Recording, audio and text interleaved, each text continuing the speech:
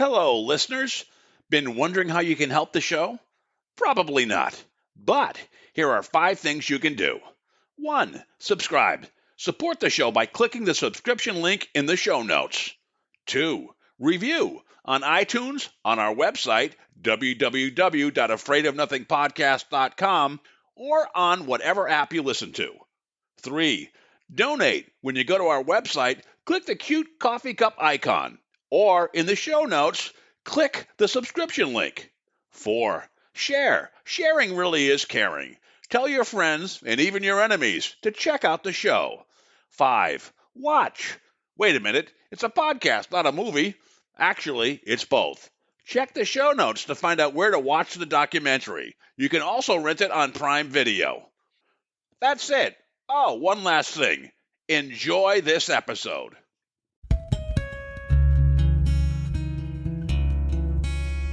Get ready for a night of true crime.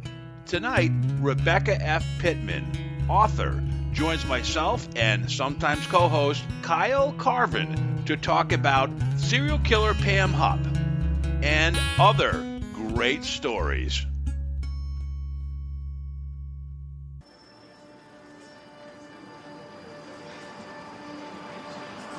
In a world where nothing is known, nothing is certain, reality is not real. Wake up! Be afraid of nothing. I'm Bob Heskey. Robert. The host with the ghost. This is my podcast, based on my paranormal documentary, Afraid of Nothing. Each episode, we talk to people who see life and the afterlife through a different lens. Join me. Who is this large man? And what's he doing in our bedroom? As we lift the veil and open our minds to see beyond our eyes lie. This is Afraid of Nothing.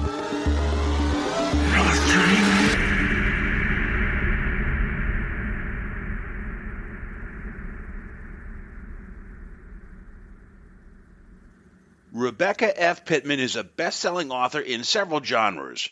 Her popular history and haunting series of books have been spotlighted on various TV, radio, and podcast forums.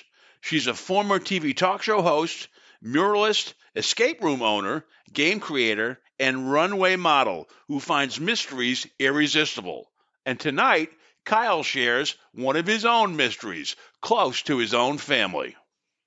Rebecca's website, where you can buy her great books, including Countdown to Murder, Pamela Hupp, Death Insured, The History and Haunting of the Stanley Hotel, The History and Haunting of the Myrtles Plantation, The History and Haunting of Lemp Mansion, what Rebecca says is the most haunted location she's ever been to, The History and Haunting of Lizzie Borden, which we'll cover tonight, The History and Haunting of Salem, the Witch Trials and Beyond, which we'll also discuss, and The History and the Haunting of the Palace of Versailles.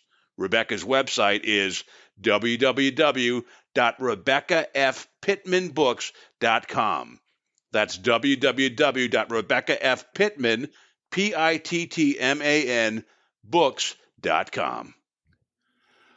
Oh, do we have a great show. Not only do we have my good friend and sometimes co-host Cuyle Carvin back with us, we have a person I have wanted to have on the show for a while, Rebecca F. Pittman. And Rebecca is just everything you want in a guest. She is part true crime. She has written a lot of books on the paranormal and the history of the paranormal. And she's also an artist. She's done books on murals and scrapbooking, so for profit. So she's everything you can want in a woman. Rebecca, welcome to the show. Wow. Well, thank you very much. I also made cookies today, so that does that give me more points? Absolutely. If we can, if we live closer. Points, yeah. Yeah, absolutely. So one thing that's really cool about this is Rebecca wrote a book, Countdown to Murder, Pamela Hupp. And our guests may remember that was a series that was, I think, the beginning of 2022. Was it February or March, Cuyle? There's something about Pam. I think it was Yeah, it was February, I believe. Yeah. Yeah. And our good friend, our humble host and actor extraordinaire, Kyle, played a prominent role in episode 6. And I thought I would just let Rebecca kind of set up, in case you guys aren't familiar with this really crazy true crime story, kind of the quick summary of it. And then let Rebecca and Kyle kind of go back and forth, since they both know this story a bit better than I do. So, Rebecca, if you could just tee up the Pamela Hupp case and what got you involved in it, and then I'll let you guys take it from there. Oh, it's probably one of the most bizarre cases I've come across. Female serial killers they only make up 7% of the serial killer population, so it's pretty rare. And Pamela Hupp was just kind of your everyday, they called her a housewife. I don't want to get shot for using that word, but that's what they were calling her. And she ended up being accused of 3 murders, including pushing her own mother off the balcony of her senior citizen living facility in order to get the insurance money, shooting a total stranger 5 times to set up a gentleman so that she wouldn't go to prison. She's in prison now for that, for shooting Louis Gumpenberger. Her next trial coming up, and they are going for the death penalty, is for stabbing her best friend, Betsy Faria, 56 times, leaving the knife embedded in her neck. And again, that was for $150,000 of Betsy's insurance money. Well, that's even more brutal than Lizzie Borden, who we're going to talk about. She used a hatchet, but a few less whacks. What was the role that you played in this, Kyle? What was your character? So I played Detective Brian Hilke. The show is 6 episodes long, so I'm just in for the last episode. From my understanding going into it, this case took place over multiple years, and there had been so many hiccups and things gone awry, which basically allowed Pam to get away with so much for so long. And when I come in on the show, it's basically Detective Hilke comes in. He's kind of the guy that really reins in the investigation, and that's I'll let Rebecca correct me where I'm wrong here, but he kind of sets everything straight and gets everything organized in a way that it hadn't been before. Yeah, and Rebecca, how is Kyle compared to the real person that he portrayed? They're both very handsome. Oh, that's funny. When I had dinner with Brian and the rest of the 2 lead prosecutors in the murder trial coming up, the Chief Nesky, who was the first one on the scene when Pam shot Louis Gumpenberger. And that's where Brian Hilke came in, mainly was for Louis Gumpenberger. It's Brian Hilke who was, with the rest of the team, responsible for putting her in prison, literally getting her off the streets. He rode with her in the car to the police station when they arrested her, after telling her everything they had against her, that she's pretty much a dead duck. And the only thing she had to say was, "I'm a little cold. Could you turn the AC down?" And then she tried to commit suicide after they got her to the police station, and it was Brian Hilke. And this is kind of funny. When we were having dinner, I said, so when she went in the ladies' room and didn't come back out, and they started getting worried about her and broke the door open and saw her laying on the floor with blood everywhere, she'd taken a ballpoint pen and began stabbing herself in the neck and wrists. Brian laughed. He goes, "If you hear that bleep, that was me going, oh, the F word." So in the other, the docuseries and other things that came out, you can hear him yelling, "Pam, Pam," and then they bleeped out something. So he told me what he'd actually said. Now we know. Already we're getting inside stories. That's right. That's interesting to hear, because I know the show was well researched. It's interesting to hear like the direct lines, because some of those lines, like the one that you just mentioned, where she said her only response in the car was, "I'm a little cold," that was in our script, and we shot that little scene where Hilke turns around and says a few things to her, and that's all her response was. So that's cool when they try to be as accurate as they can for a show, because there's always some entertainment value that seems to be added. Although this is such a strange woman. The entertainment is just inherently in this story. Well, you can't look away. Yeah. I mean, this is not somebody you're going to meet every day. And the lack of conscience. I mean, her own mother. But not only did she knife her best friend 56 times, she kept the insurance money that was to go to this dead woman's daughters for them to live on. They were only 17 and 21 when she killed their mother, and she kept the money. I mean, there was just absolutely no conscience, let alone to troll a trailer park and in an apartment complex to pick up a total stranger knowing you're going to take them back to your place and shoot them dead, and then put a fake note in their pocket to frame Betsy Faria's husband to send him back to prison. Just a total stranger. And the hard part for me is I'm friends now with Betsy Faria's daughters and Louis Gumpenberger's sister. That's really hard for me. They're destroyed. Their lives will never be the same again. And I don't know. It's just people, it's a voyeurism kind of thing where you're just in shock and you can't look away. It's like a car wreck. Mm-hmm. And you can't believe there's people like that out there, but there are. Rebecca had said before you came on that the only thing probably that, there are obviously a couple things not in the series, but also the almost deadpan way that Renee Zellweger did it, which is great. When you personally know the victims and their pain anything that kind of softens that, when you know the real pain in the aftermath, that was probably the one thing that was just a little bit kind of odd about it. But overall, it was a great series. There was a little controversy over the tone of the show itself. Mm-hmm. But I think that's kind of outside of, just creative or artistic license in the developers of the show. I know that's like a personal taste thing as well. But I think it kind of lended to show just like how zany this woman is. And like you're saying, I mean, zany's not even she's just an awful, awful person. But I've always wondered like how or at what point someone like this became that unstable. And it feels like that there's always some sort of event or it's probably multiple events over the course of time that kind of turn people into what they become.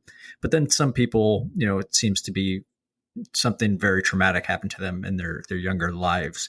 Do you know anything about like Pam when she was younger? What, like, do you know, were there any clues from her younger years that signaled like that something was going to like be off with this woman? We don't know much before high school, and she was very popular in high school. She was a cheerleader. She was very athletic. But what I heard was her mother constantly made her feel less. She rode her all the time, let her know she didn't expect much of her, was just constantly putting her down. Plus, they were pretty poor growing up, and money became her driving force. So I know in her first marriage that what I've heard is that she was all about money. And she began to learn how to manipulate and how to get what she wanted. In the second marriage, when she and Mark lived in Naples, Florida, I believe, and they did hint at this in your miniseries, was that there was a victim in Florida. And I absolutely believe there was before she moved to Missouri and these other 3 deaths happened. And I'm getting closer. I'm getting closer to finding this woman. So the only thing I can tell you is that she hated her mother. I don't think pushing her over the balcony was a hardship for her at all. And her mother had 8 times the amount of Ambien in her system. So she drugged her first. But I think that the mom just continually made her feel like she was worthless. That's the only thing that I have found so far, other than I think money was always hard for her growing up. Yeah. That makes sense. And, I never would justify any action like she did, but I am always interested in the understanding of why things happen. Yes. And that definitely makes sense if you have a really bad experience growing up. And it sounds like a combination of bad parenting in some ways and mixed with being financially unstable. And there are obviously some mental instability that comes from everything that she went through. So it makes sense that she would grow up and suffer and do all these things. And Well, yeah. I have someone very close to me, and I can't say their name or I'm in big trouble. But I literally grew up with this person, and they learned that nothing was off limits to them. Their mother removed all obstacles. Literally, the mother taught this young woman, the rules don't apply to you. If this young lady was sick, the mother called in to work for her. If anything went wrong, the mom gave her money. And I told her at one point, I said, you are creating a crippled adult who has never had a job, who believes they can take what they want. And this person literally did some very heinous things that would really curdle your blood, not to the point of murder, but there was no conscience. So I actually watched it in action as she grew up. The other two siblings turned out fine, but this one believed there were just no consequences and she could do what she wanted to do. So, yeah, I'm with you, Kyle. I think the psychology of why these people do what they do is fascinating. Yeah, for sure. And I think Pamela Hupp, I think probably the irony, almost like deadpan thing was, it was almost just something she had to do, like go get groceries, or it's just like you didn't really think of the aftermath of it. Yeah. Rebecca, do you have any questions for? I mean, I know you are a true crime author and you research the book and things like that, but do you have any questions about how the series was made, or things that Kyle might give you from a kind of an actor or television Yes. production? Yes, I'm very curious because when I talked to Brian Hilke, he said that your character basically was a compilation of several of the policemen because they, due to time and that kind of thing, they couldn't play out each person's role.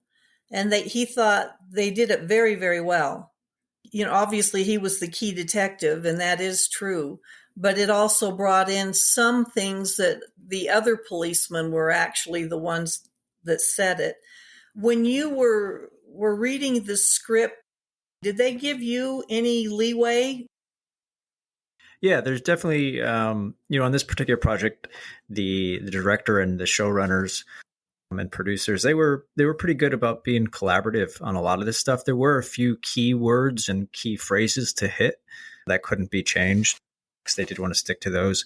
For instance, that thing we talked about, the line in the car. Mm-hmm. But there's a couple lines about being on Dateline in the show, which they, obviously it's also a plug for being on the same network as the series. Sure. There's a line about Dateline and being on Dateline and mention it, that they were adamant about getting right. But yeah, it was a very collaborative show, which is very nice because not all shows are like that, which makes sense because many times, like the scripts, by the time they're filming, they've been put through a process of being approved by 10 producers and executive producers and networks. So it's a huge process just to get a script approved. And then goes through many iterations, but they were really good on this show with being somewhat, free with the lines. I'm sure, I can only speak for myself as well. I'm guessing that Renee was very particular every morning. I don't know how much she did in terms of like any kind of improv on set, but all that was, I'm pretty sure all her ideas were hashed out. She's really, really talented and very much on top of everything. So I'm sure as the day was getting started, she already knew exactly what needed to be done at all times. So, Hey, Kyle, were you shocked when you saw Renee Zellweger and how she looked, the first time, or how she came prepared for this part? Or it's so funny. Well, it's like the show had been filming for so long, and I remember, it must have been close to a year, maybe, that I saw something in like, entertainment news or like Variety or something. I saw a photo, that was leaked or put out by the companies of her in her suit. But I never thought this was anything that I was ever going to be a part of or anything. So I, after seeing the picture, Like I did know that she was going to be in one, but it's the quality of the fat she was in was amazing. Like they did such a really good job, but it was such a pain in the butt for her. It's very warm, it's very hot, so they had to have like these huge portable air conditioners on set. Just followed her around on set because as soon as we cut, they'd bring in the air conditioning, and each part of the suit was its own. Like her arms were separate from the body, and obviously had the wig, and her legs. It was like Frankenstein putting her arm on and taking her arm off, and the bodysuit fitting into it. Just layers and layers of stuff that she was just buried in. So she's just always very hot. That's dedication. It truly is, yeah. I actually would stare at it to see if I could see, especially arms, I would think would be hard. And I would notice in several scenes she was wearing bracelets. And I thought, okay, that's where the fat suit ends and her wrist begins. But then when I saw a couple of scenes that didn't have the bracelets, I went, wow, that is really good. I mean, you really couldn't tell. Yeah, they did really good. And like you said, they do cover it up when they can because everything else has to be done in post, and that can be a pretty tedious process and expensive. But yeah, I did exactly what you said. It's like you try to look at where where her hands are and where the wrist and where that seam is, and you can definitely see it. But it's still it's done so perfectly because it's not just the suit. The makeup team comes on and really tries to match the skin tone, and they add like sunspots and small moles and Wow. really it just looks so real. They do such a fantastic job. Well, I've had people ask me, did she really walk around holding a soda like that? Because she did the thing with the claw fingers over the top of the soda while she's slurping on it. And I went, I really don't know. I So think I she don't know if did, that was a gimmick she came up with or right? not. I think, yeah, I'm not sure for sure, but knowing like Renee's dedication, I feel like that's something she might have seen in a clip or something. But yeah, maybe she came up with it on her own. Because I do know like she would, like there's one scene which actually was my audition scene for the show, the actual interrogation. So we bring her to the station, and while we were filming that, between takes, Renee wanted to see because there's some YouTube videos that are out of that scene.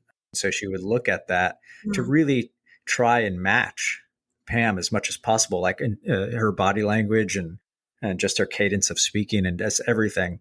So that just makes me leads me to believe that she was very particular in every movement that she made and tried to match it to anything that she had seen that was available.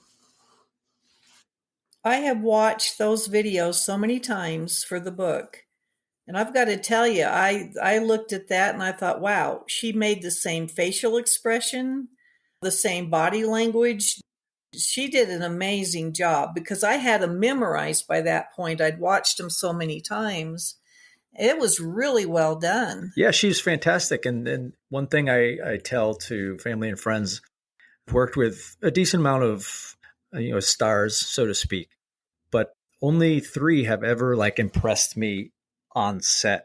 No insult to anybody that may hear this, but there goes my career. They're with your Christmas cards. Yeah, exactly. Yeah. So Renee was definitely one of them where, because I'll preface it by saying the final product that we all see is, that's like it's so beautiful at that point. All the movie magic has happened. Mm-hmm. And we're seeing this final thing. It's so different than when you're filming on set. Like the magic doesn't always happen on the set. And sometimes it's very boring on sets.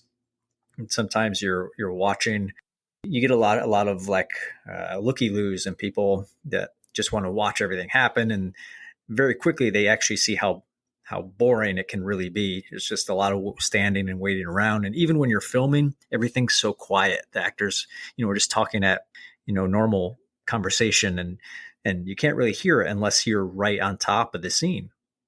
So nothing looks very exciting when you're actually on set watching it happen or living in it. But then when you see the final product, it's like, again, it's like this magical thing.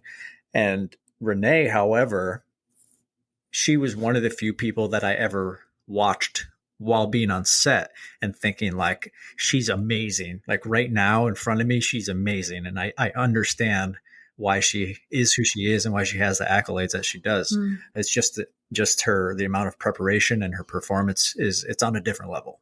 So, Kyle, can you say the other two? Is that going to get you in trouble, or do you want some mystery No, with the other Tom two? Cruise is very much the same, and Scott Bakula. I would think one of the hardest things is that it's not sequential. Right. Is that correct? That's When very you're correct. filming, it's not like the finished product. So you've got to suddenly say, okay, this is actually before the last one you shot. Kind of, is that correct? Yeah, you shoot all over the place. It's very rare that you shoot in order. I think my first day was the actual scene where we show up to Pam's house right after, right when we're removing the bloody rug from her house, and her husband, Mark, comes home. Mm-hmm. That was my first scene, and the nosy neighbor comes by. And yeah, everything's just completely out of order, which definitely makes things interesting in terms of getting in the right headspace to know where you are in the story and matching. Sometimes it's days between. My part was only the one episode, and I shot my part of which I don't know. I had maybe 8 or 9 scenes, and that was over the course of 4 weeks. Wow. So everybody's bouncing all over the place in terms of the timelines, but that's why you have the director and the producers and the good writing team, and they all always are directing you towards where we left off and where we need to get to. Well, you did a great job. Thank you. Hey, Rebecca, was there something when you have your dinners with the detectives that Kyle might find interesting that wasn't in the script, or the typical person might not know about what happened? Brian Hilke, this is interesting. When they arrived at the scene, when she shot Louis Gumpenberger, she was standing in the driveway saying, I shot him, I shot him. And Chief John Nesky was the first one on the scene. And I think he's one of them that was a compilation into Kyle's character. And Nesky says, who, she says, he just kept saying, go to the bank and get Russ's money. And they're asking her, who's Russ? She goes, I don't know any Russ. And they asked her that like 5 times because she kept saying that this Lewis guy held a knife to her neck and said, we're going to the bank to get Russ's money. So the real Brian Hilke, when they put Pam in the back of an ambulance just to check her out, she already said, I'm fine. He didn't touch me. But while they're checking her out, they finally get her last name. And they thought that she said her name was Pam Huss, Huss. And it was Brian that came from the back of the ambulance and walked over to the chief of police. He goes, do you know who you've got in there? He said, no. He goes, Pam Hupp. And he goes, where do I know that name? He says, the one that was involved with the Betsy Faria stabbing case. And he went, oh no, time out, start over. So it was Brian that put 2 and 2 together. And from that moment on, they knew there was something wrong. This was not an intruder that just showed up out of nowhere to attack this woman. So to listen to him tell that story is pretty neat because she was just so brazen about everything. He said, but you could tell she didn't really want to give her last name. And she was not happy about the cameras being on her because she knew everyone was finally going to put 2 and 2 together. This was because 5 years previous to her shooting Lewis is when she killed Betsy. But it had been all over the news. And anyway, I found that part to be incredibly interesting because he was in on all of it. The interrogation with her both times. And she, oh my gosh, Kyle, she was trying to flirt with him. Oh gosh. Because she was so used to the other detectives. What? Yeah. You just said, oh gosh. Well, with the other detectives during Russ's trial, they'd all been buddy-buddy. She was their star witness. So she figures this is now a different county. These are different detectives. So she's going to use the same personality tactics and get them in the palm of her hand like she had the other guys. Well, it didn't work. And Brian's going, she's sitting there, actually reached out and slapped him on the shoulder like, oh, you're so cute. kind of thing. And he said it was sickening. We knew she'd just shot this guy 5 times. So it is interesting to talk to him about what was going on. Wow. His wife, I wrote a short when I put something out on Instagram about the show, the episode premiere, and she wrote just a quick thing like you're playing my husband or something like that. I thought that was pretty funny. She's a sweetheart. We had all the wives come to dinner too. In fact, we had the dinner at Limp Mansion, which is one of the books I wrote about that's very haunted. And oh my gosh, their food is to die for, pardon the pun. So we had all the prosecutors there and the lead detectives and their wives, and it was an amazing dinner. And these women are incredible in their own right. So it was nice to get to know all of them. Yeah, and where is it going now? Are you going to do a follow up to this book? Because like there's this upcoming trial if she gets put to the death sentence or not. Yes, that, and I'm still trying to find the victim in Florida. Yeah, they could be 2 more years before this trial comes out. I'm not really sure what's taking so long, except that the first trial, when they thought it was Russ and put him away for 3.5 years, Betsy's husband, because Pam staged it to look like him, they've had to start all over now with the new trial. All new DNA interviews, and they want to get it right. And they're listening to all the jailhouse phone calls, which I can't imagine going to bed with her voice in my head. It's taking a while, but they're not going to leave any stone unturned right now. Kyle, you may get to reprise your role or play somebody else. Yeah, right. There we go. Yeah. There you go. Cool. So, wow, just when you think it can't get any crazier than Pamela Hupp, there's another character that you've been investigating, correct, Rebecca? You want to tell us about that case? Well, the book on Pam is called Countdown to Murder, Pam Hupp. This will be the second book in this series, and this is Countdown to Murder, Alex Murdaugh. And Murdaugh spelled Murdaugh, but in the South they pronounce it Murdoch. So this is the South Carolina Low Country, but in a nutshell, there are 5 different murders spanning, from 2015 to 2021, 5 different murders revolving around this powerful family. The Murdaughs have been the solicitors in South Carolina. That's the equivalent of a district attorney for 100 years.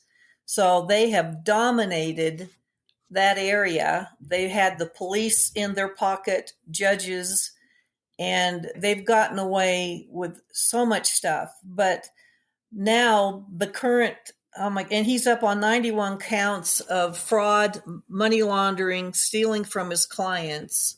91 counts, but he's in jail right now. He also tried to fake his own suicide.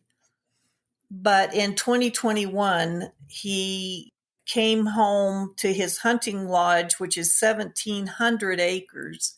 They have a home there, and found his wife shot 5 times and his 22-year-old son shot twice, and called 911. And this was 10 o'clock at night.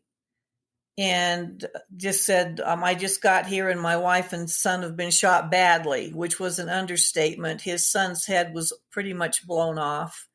His wife was face down. The final 2 shots were to the back of her head, execution style. But the evidence came out pretty quickly against him by the next morning. And so he is sitting in jail, and his death, I'm not sure right now if it is a death penalty trial. They're deciding that, but it is in just a few weeks.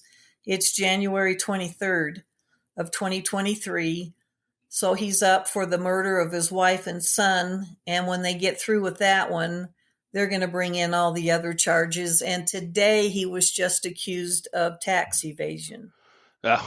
He'll never see the light of day. But then another murder, another suspicious happening is his own housekeeper that supposedly tripped and fell down the brick steps going to their house. He blamed it on the dogs, but there's a whole bunch of questions about what happened to her. And then the tragic story of a 19-year-old boy in 2015 who was found laying in the middle of a rural road in South Carolina with his face caved in, basically. And there's rumors that Alex's older son, Buster, was involved with that. And I've got almost everything I need to turn that over to the FBI. I found some new evidence through the research and interviewing people, but this poor kid's mother has waited 7 years to find out what happened to her son. And then the other murder, Alex's youngest son, Paul, the one that ended up getting murdered last summer, was driving a boat 3 times over the legal limit for intoxication, hit a piling on a bridge, and one of the passengers, Mallory Beach, 19 years old, was thrown from the boat, probably hit her head on one of the pilings. They didn't find her for a week, and she died. So there's 5 murders revolving around this Murdoch name, and there's drug trafficking, possible sex trafficking. He ripped off his clients he was a personal injury attorney, and at their lowest moments, some of these people, one was a quadriplegic, he stole his money. They would get the insurance settlements, and through this clever scheme he set up, he kept it. And they think he's kept over $9 million altogether. Boy, you sure he's not related to Pamela Hupp somewhere? Yeah, right. Oh my gosh. So I've been listening to his jailhouse phone calls, and it's like, talk about a master manipulator. I have to ask, I mean, how do you immerse yourself into this, and how do you beat back other true crime writers while you're getting the story so they don't get it before you do? How do you kind of get involved and make the connections and make sure that, what if you find out someone else is doing a story on him? That's got to be like heartbreaking after all that and you put into it. I knew when I got into this that there were going to be a lot of books, and there already are. All I can do is write the best one I can. I think the following I have, like my writing style and my humanity. I always do extensive interviews with the victims' families, and I think bring heart to the book. And I don't mind competition. I think all of us bring something to the table that's unique. So mine's up for pre-order right now. There's one other up for pre-order. Mine's coming out in April. His is coming out in August. There's one already out, and I know of 3 more. But they think this trial could rival O.J. Simpson's. I mean, it's going completely crazy. And every day it changes. They find something else. Definitely going to be a Netflix documentary. Series. Yeah, it seems like it's destined to happen. Yeah, it's already been on HBO. Yeah, it's been on HBO, Dateline, the Discovery Channel, CNN. Yeah, because true crime, I mean, that's one of the most popular categories of quote entertainment in all forms, TV and film and podcasts, like the novels. Yeah, it's just like there's an endless hunger for true crime. And sadly, there's no limit to the cases out there. Yeah, exactly. Casey Anthony has reemerged, and she has this series out. I think it was on Netflix. Have either of you had a chance to see that, or any observations about it? Or I saw the first 5 minutes and had to get back to researching this book. Kyle, did you see it? I have not yet. No. Okay. Well, next time we have you on, Rebecca, we'll talk about that. Well, I got to tell you, there's a lot of times we think people got away with things. They're in their own kind of prison. I don't know if I would feel better being behind bars than having to go out in public every day and deal with wondering if someone's going to shoot you, or just the things thrown at you, like with OJ.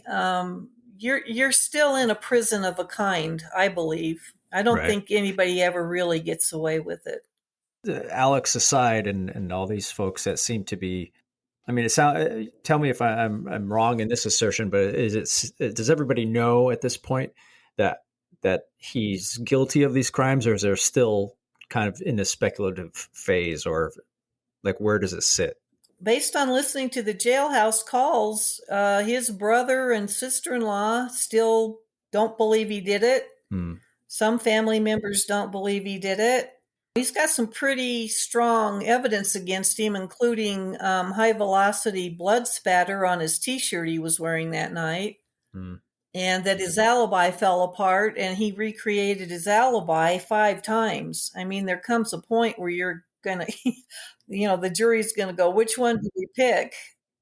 Yeah, for sure. That, I mean, there's like a mathematical equation of like how many coincidences have to happen before it's no longer a coincidence, right? Absolutely. And his wife's cell phone was found down the street in the weeds, and he admitted that, well, in his alibi, that he left Moselle, that's the hunting lodge, at 9:00 that night to go see his mother, who has dementia, 20 minutes away. So he was in the pickup truck driving back and forth, and they think that Maggie and Paul died right around 9:00. I mean, that's pretty close. They said his car fired up at 9:06. Plus, on her cell phone she texted a friend saying, Alex wants me to meet him at Moselle. Something's up. Because I believe they were going through a divorce. They weren't living together at the time. That's probably why he got rid of the phone, but they found it. So he made her meeting there that night. How he's going to get out of this, I don't know. But underneath his son's body, which it's almost like speaking from the grave, his son Paul had been videotaping. Their dog kennels are right there because it's a hunting property, and he was boarding a dog for a friend, taking a video of the dog to show his friend that I think there was a problem with the dog's tail. Suddenly, and in the beginning, Alex said he hadn't seen them at all that day. You hear Alec and Maggie talking. And it's supposed to be just a convivial, lighthearted conversation about one of their other dogs. And it's less than 2 minutes long. But it was found underneath Paul's body, which completely shattered Alex saying he hadn't seen him at all that day. Yeah. And it was taped at 8:44 that night. So they know somewhere between 8:44 and 9:00 they were shot. And they were shot with 2 different guns. That's which strange. is odd. Yeah. Maggie was shot with an AR-15 and Paul was shot with a shotgun. Wow. Definitely didn't like Paul more because that's like, wow. And I think, part of these cases, obviously outside of building the case, assuming the charge is going to be, they're going for the death penalty, I think is what you said.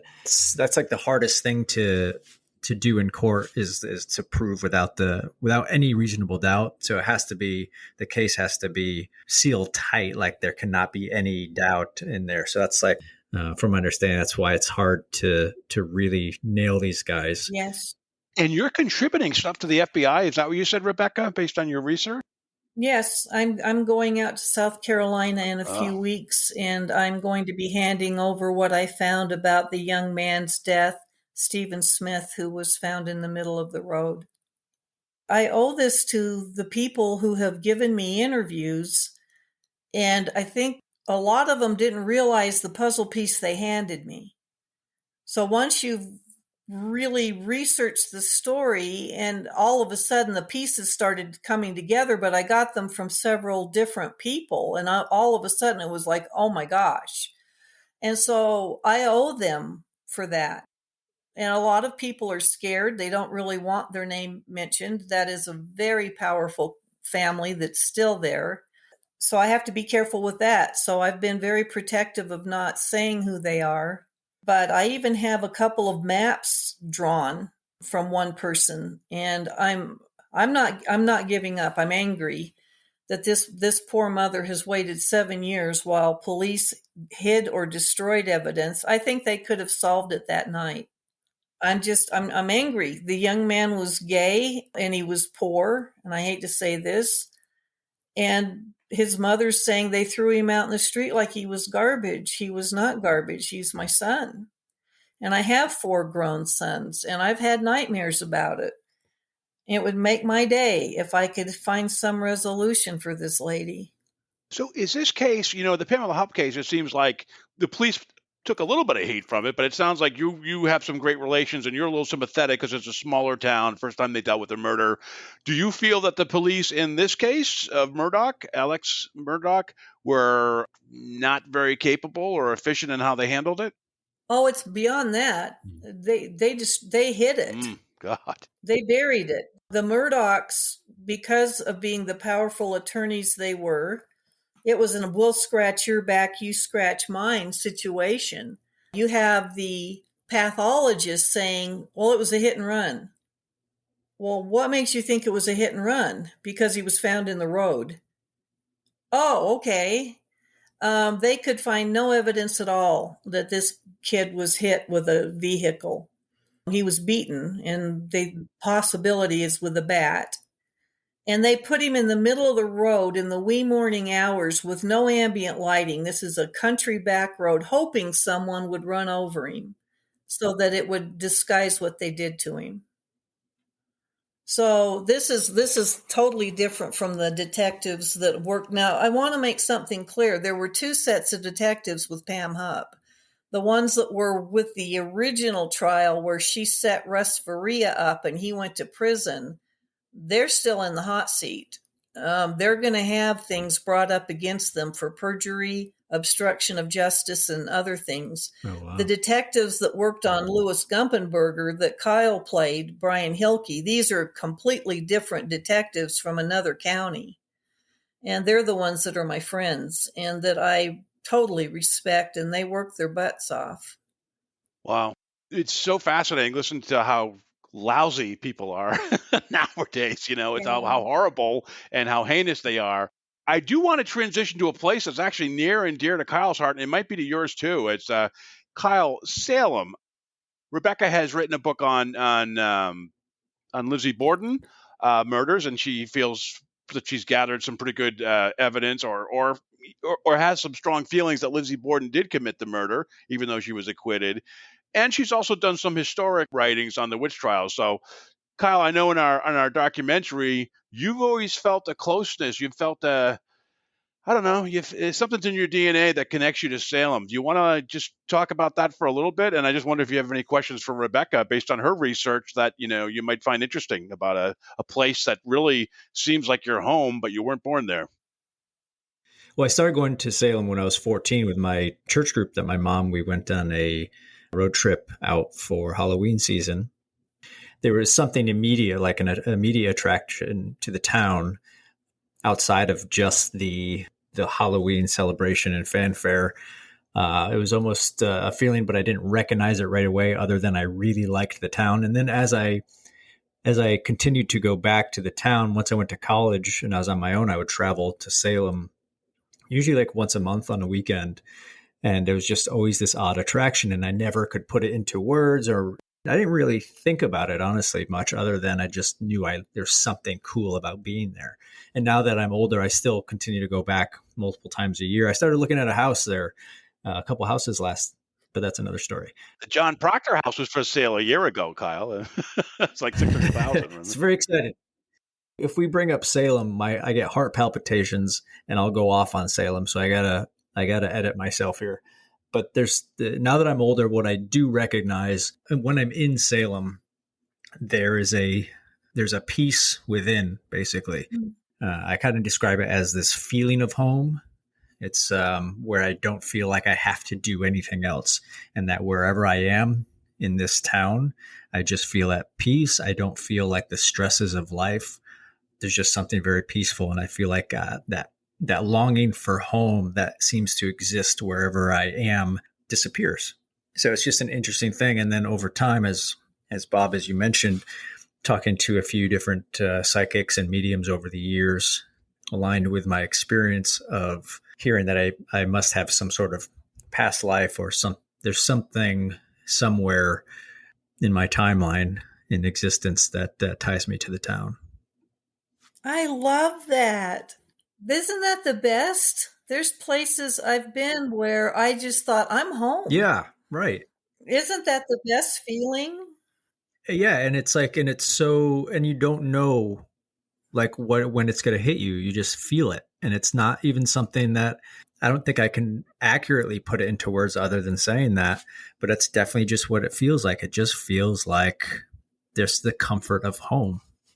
I need to get with the owner of the John Proctor house and ask her if you can stay overnight. She's been kind enough to let me stay there, and it's quite the experience. And it is haunted.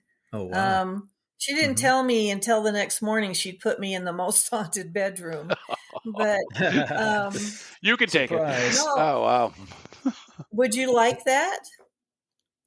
I would love that. That would be Okay, fantastic.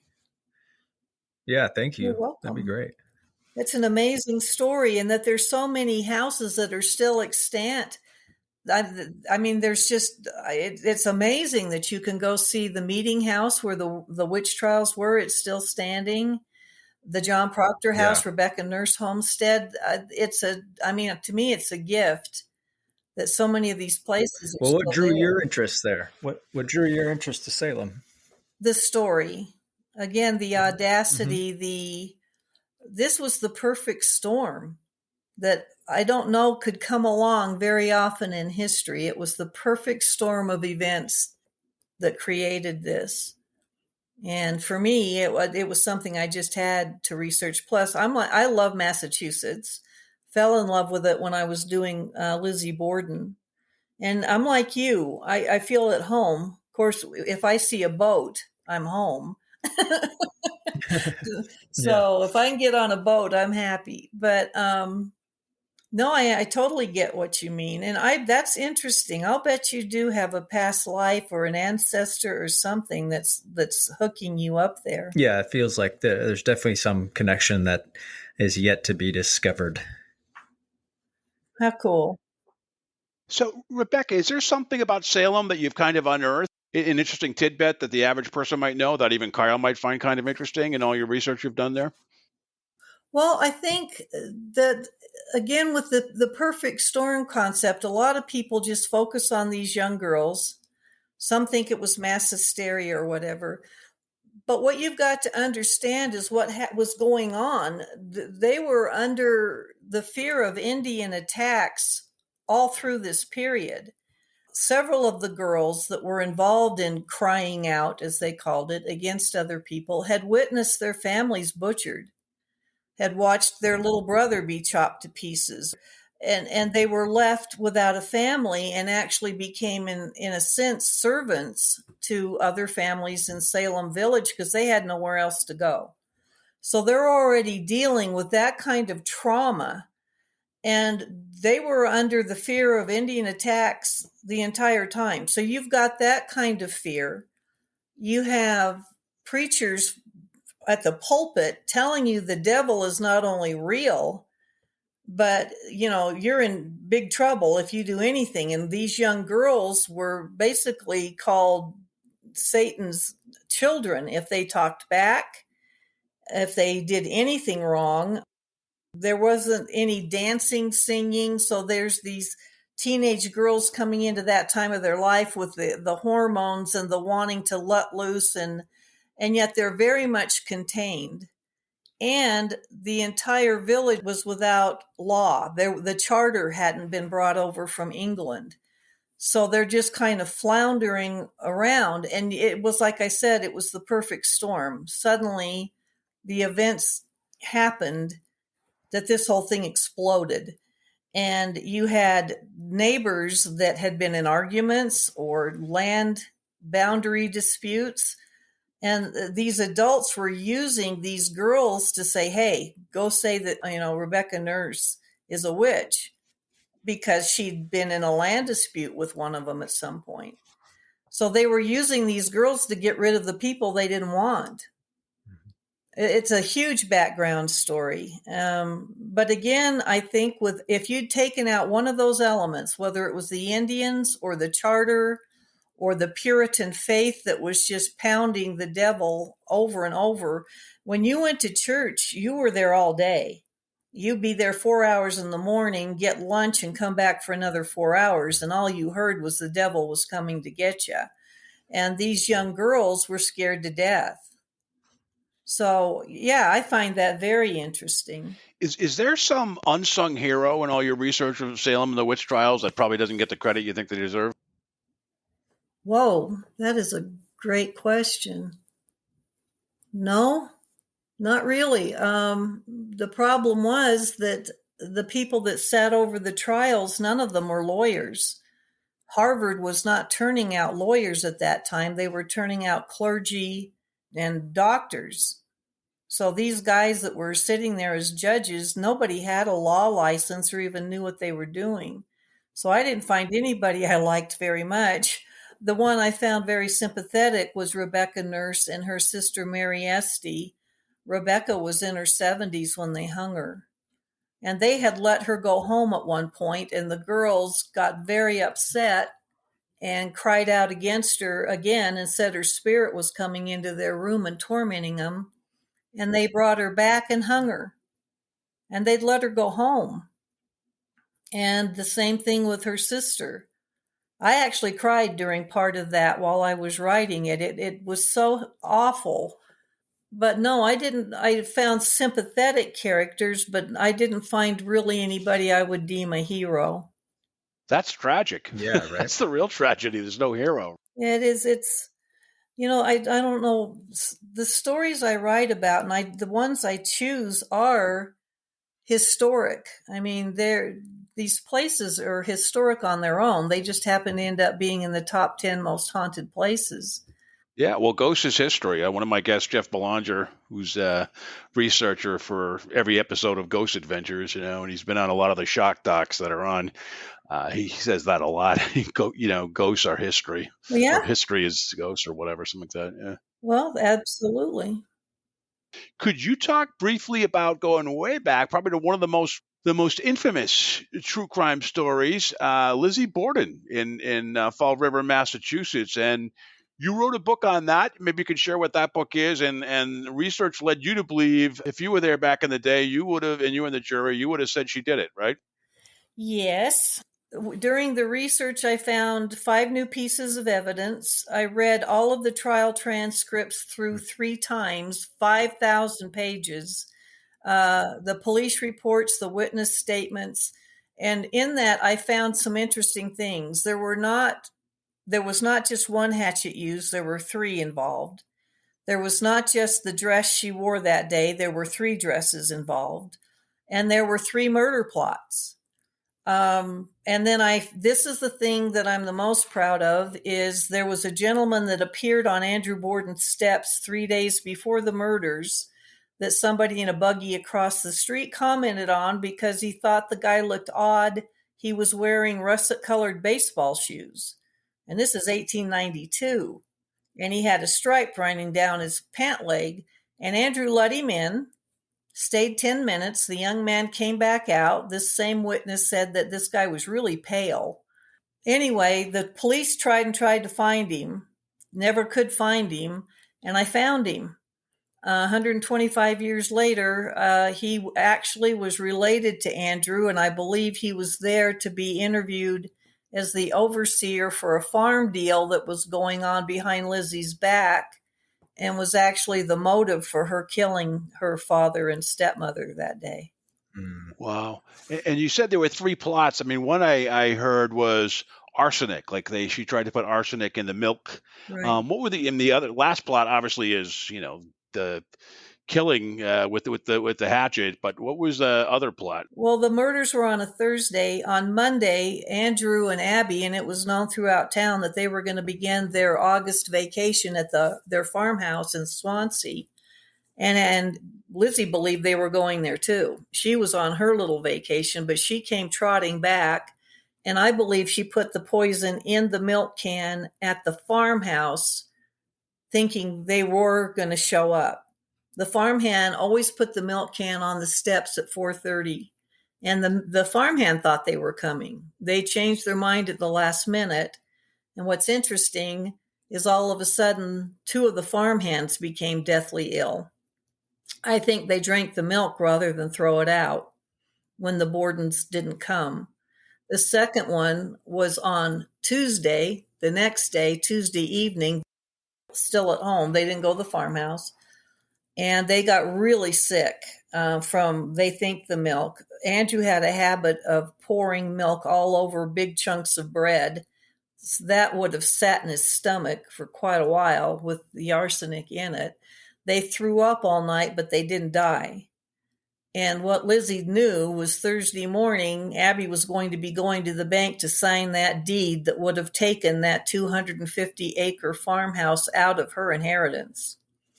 And she had to do something to stop her. And she resorted to a hatchet. And you didn't think that she planned to kill, was it Andrew Borden, her father? Or, I think she did with the poison.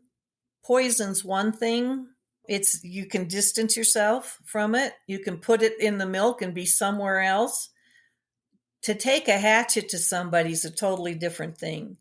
And Abby was killed an hour and a half before Andrew. I think once Abby was dispatched, that ended her problem. Abby couldn't go sign the deed, and it wouldn't be put in her name. And she was trying to get out of the house before her dad came home, and was trying to get the maid to get out of the house because she was afraid they would hang Bridget for Abby's murder if she was found there. And Bridget was sick still from the milk from 2 nights before, a night and a half before, and wouldn't go with her. And then suddenly Andrew came home early because Abby hadn't shown up at the bank. And now she's stuck. And what's this book called? The History and Haunting of Lizzie Borden. And the other one's The History and Haunting of Salem, the Witch Trials and Beyond. There's 6 books in the History and Haunting series. The Stanley Hotel, Limp Mansion, Myrtle's Plantation, Lizzie Borden, Palace of Versailles, and then Countdown to Murder, Pam Hupp, and Countdown to Murder, Alec Murdoch will be in the True Crime series. But all of the books in the History and Haunting series are nonfiction. They're all based on fact. Yeah, and one place Kyle would probably love to be, you should send him to, is Lemp Mansion, which you said is like nonstop. Oh my gosh. Where is it located, and what's so crazy about it? What's the backstory on that? It's in St. Louis, and it was during the beer baron times in the mid-1800s. The Limps introduced lager beer to America and competed with Anheuser-Busch, although it was just Busch at the time, and still have beer brewing records that stand today. They were multimillionaires, but over the years, 3 of them were found shot in the mansion. They committed suicide. And this is this is not just all at one time. And Vincent Price was actually best friends with Charles Limp and spent several nights at the mansion. Then Elsa Limp, the daughter, was found shot in her own mansion 10 minutes away from Limp. And that place is so haunted. I have heard gunshots in the hallway and a dog bark. We were just out there, and a cat that wasn't there was meow, and there's no cat. Something kicked the bed and sat on my feet. I've had the lights interact. That place is so crazy. It never disappoints. I've been there 5 times now. Yeah, I have to check that out. I have never heard of that until now. So that's, yeah, I got to go over And it's got great food. Oh, the food's amazing. Well, yeah, we'll do a live episode. That's right. That'll be a remote. We'll send you out for the Afraid of Nothing podcast for a remote overnight. All right, before we wrap, Kyle, is there anything else you want to ask Rebecca? I'm not sure if you'd be interested. My cousin was actually murdered about 5 years ago, if I recall. I think it's 2017. And an arrest was made, and has subsequently, she's been bailed out with his wife, that's the ongoing case. And there's a very strong case. It's just some of the stuff we talked about tonight reminded me, because it seems very similar. It's such a crazy case. It made national news, I think 2 years ago. It was like in People magazine. Your cousin's wife is the suspect? Yeah, and she was originally arrested.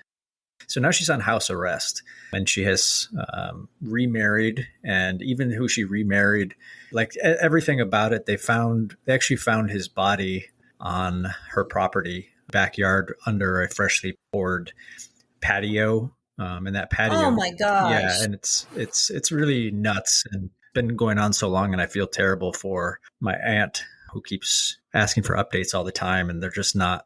It's been so long, you kind of wonder, is anything going to happen, or is she going to get off with this? You know? Well, I'm so sorry. If you could get my email address from Robert, I'd very much like to talk to you about it. Yeah, sure. I would be very interested.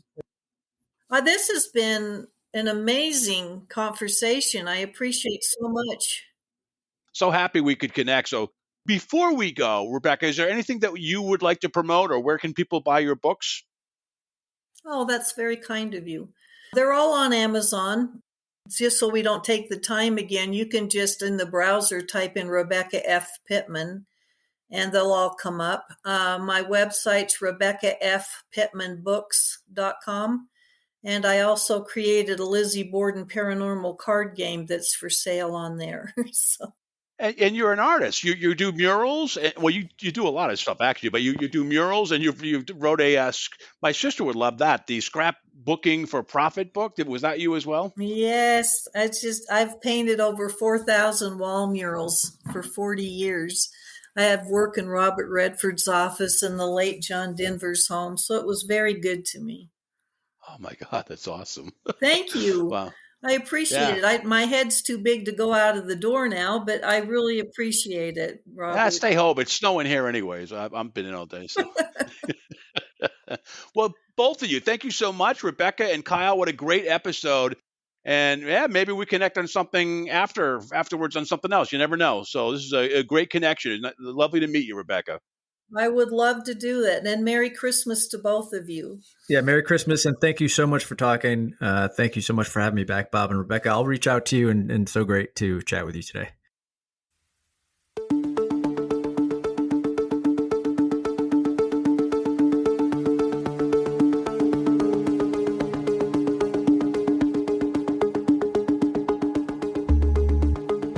You've been listening to the Afraid of Nothing podcast. Please subscribe and like us on Facebook. Until next time, stay scared.